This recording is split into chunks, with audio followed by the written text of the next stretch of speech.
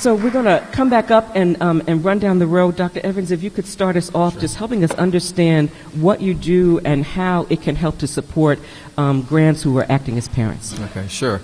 Good morning, everyone. I'll tell you a little bit about myself, or my department, I should say, in a moment, but I want to thank the sponsors for this event because I do think it's a really important issue, a set of issues in terms of trying to support people who are taking care of family members. I'm a parent. I raised 3 girls. I still have one in high school. I'm also a grandparent, and I just have a special place in my heart for grandparents because I was partly raised by my grandmother. She followed us. My father was in the military, and she was with us from the time I was born until the time she passed away. So I have a special place in my heart for grandparents. But I especially have a special place in my heart for grandparents who take on taking care of their children.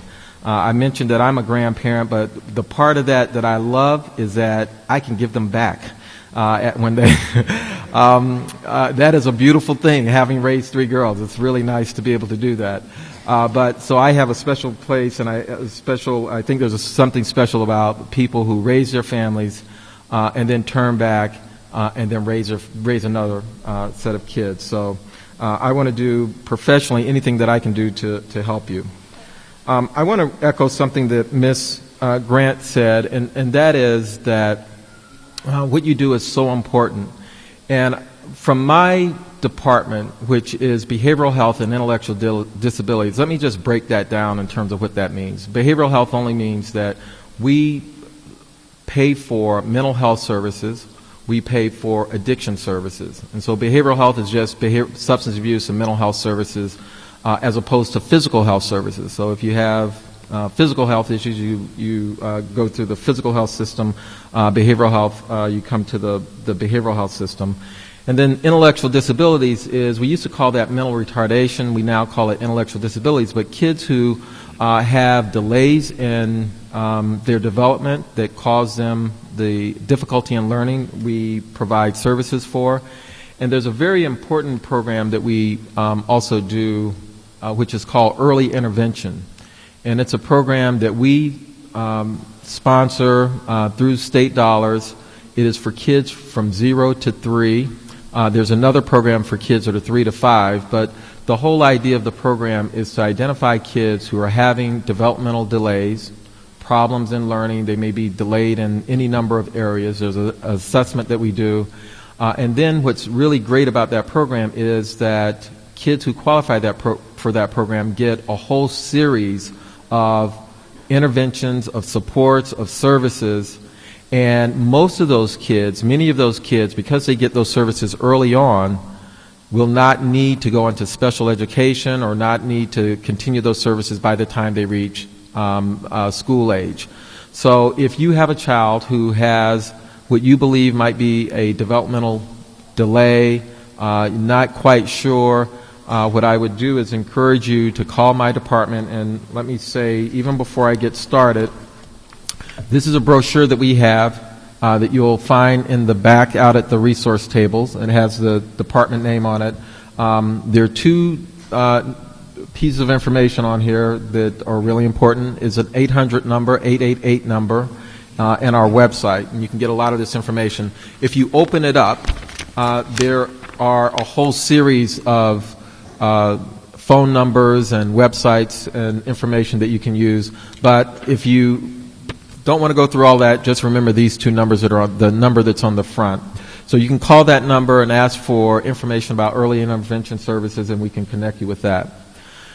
The other set of services, besides services for kids who might have developmental delays, is behavioral health services. And we pay for a whole variety of behavioral health services. And let me break that down in terms of the sort of the areas. So the first area is for children's services. Children's services can be school-based. We have a very extensive network partnering with the school district of services that kids can receive while in school. That's very important because many kids really need that kind of support. They need that kind of structure. And those programs are pretty effective at helping kids to not only deal with whatever the social problem or the social and emotional problem that they're having, but they're also very important in helping the kids to be successful in school, which is very important. So school-based services is one set of services. We also have outpatient services that children can receive in the community. And we have a very extensive network of community-based mental health providers across the city. And those providers not only provide services for children, but they also provide services for families. And one of the things that we know, if you have a child who you believe needs mental health services, the best research shows that treating children in the context of a family is much more effective than treating them by themselves. So one of the things you want to ask is, do you do family therapy? Can you get the family involved? Because ultimately, when kids are growing up, you want to work on both their challenges and behaviors, but you also want to help the parents and the caregivers so that they know how to respond to the kids. Everybody with me so far? Now, I am not a morning person, and I really have to be dedicated to be here with you on a Saturday morning, so I need some feedback, okay? I got to know that you're with me, okay? So family approaches are very important. The third set of services are residential services. Sometimes children's needs are beyond what can be dealt with in the community settings, and we can place children in residential settings. Now, that is a set of services that we really, really don't like to do, and over the last several years we've been able to create community-based alternatives so children can be treated in the community, because we know when children are treated in the community, they do much better than placing them in a residential setting that sometimes is on the other side of the state. There can't be family therapy, and so we try not to do that, but sometimes kids have those needs and we can do that. So those are sort of the children's services. We also have a very extensive set of services that are geared for adults. Mental health services and addiction services. So one of the ways that grandparents often end up taking care of their grandchildren is because their children are addicted to drugs. Am I right here? Okay. So a lot of addiction. Parents aren't able to work with the kids or to raise the kids. And so if part of what you're trying to do is make sure that your family member, or if you yourself have a problem in any of these areas, we have an extensive set of services. Again, the number is here. Just call the number. We will talk with you. We'll try to figure out what the best type of service is. The behavioral health system is very complicated. You have inpatient services, you have detoxification services, you have residential services, you have partial hospital. You don't have to figure all of that out. You just need to talk to us. Give us the information. We will help you figure out where a person needs to be, what kind of service they need to access, and we'll make sure that the person gets there. Whether you have insurance or not, Philadelphia is one of the few places in the country where you can get treatment on demand. Most places in the country, if you need to go into a residential treatment program, you have to wait weeks, sometimes months. In Philadelphia, if somebody calls us up and says, I need to go into a residential treatment program, we'll get you in within 24 hours. So there's no reason, whether you have insurance or not, there's no reason why anyone should delay. I also want to just mention, I'll just mention a couple of other things for you. Trauma-related services. Many people who are experiencing addiction, mental health challenges have untreated trauma. And one of the things that we're doing within the city is making sure that we have people who who specialize in that area and can treat trauma. And so if you, either yourself or a family member has trauma-related issues because of things that may have happened in childhood, you may have had a family member that has been killed, you may be dealing with any kind of trauma, it is not okay to not necessarily, well, let me rephrase it. A lot of times in our communities, we say things like, just get over it or just deal with it or that's what happens in our community, that is not okay. We need to respond just like we responded in Boston and after 9/11 and all those other when we have those other kinds of tragedies. You know, we flood those communities with mental health professionals to help people through those situations. When those things happen in our community, we need to have the same kind of response.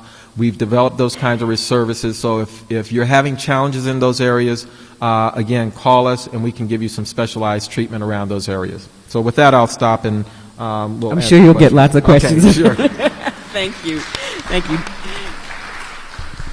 I've been handed some questions from the audience. And the first one is for Dr. Evans. My grandson is having behavioral problems, and I don't know what to do.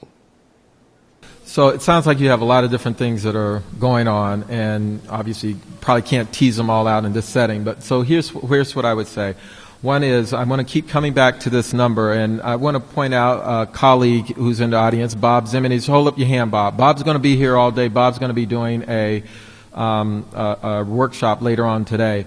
But we have a group that works for the department called Member Services. And what Member Services does is they help families through those kind of situations. They're very, very good in terms of talking with people and trying to help people to negotiate the service system. Because what I'm hearing is there are a lot of different things that could be helpful to you. Like I mentioned, doing family therapy is really much more effective than treating a child independently. And when the kind of issues that you're talking about, you really need to get everybody in the room, not just you, but your daughter or your child as well as your grandchildren all in the room and try to have a therapist work with you through those issues. So that's what I would recommend, and we can talk with you offline after this if that would be helpful. Here's another question for Commissioner Evans from an audience member. She wants to know, my daughter receives public assistance. My granddaughter lives with me. If I ask the court for custody, will her medical benefits be affected?